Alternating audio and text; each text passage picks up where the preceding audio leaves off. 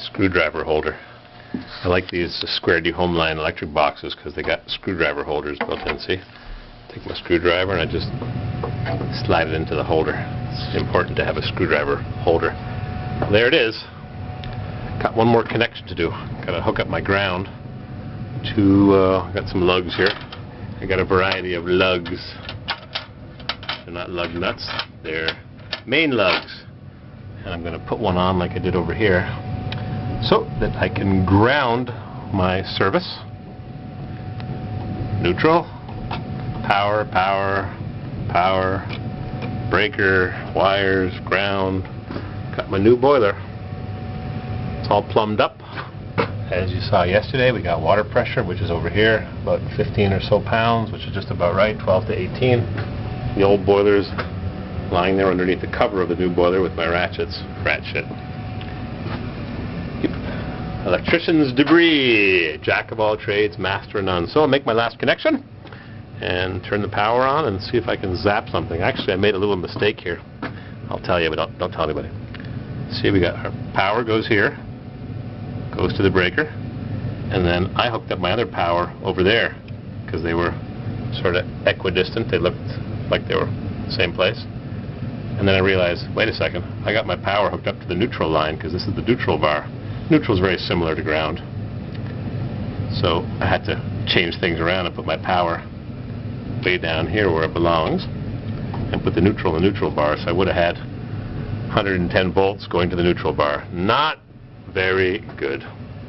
Don't tell anybody I made that mistake. So I'll make my last connection, go upstairs. So if you follow that cable, if you were looking at my videos long time ago, I had to ram her down. Electric cable.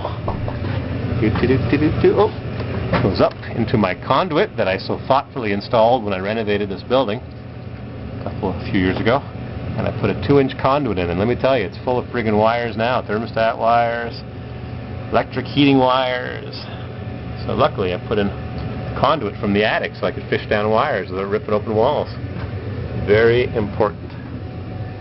Look what else we got here. When they made this building bigger back in 18 whatever, they took down a brick wall and just stuck a 2x4 to hold the remainder of the brick wall up. And we got a little floor joist here. You got to see this.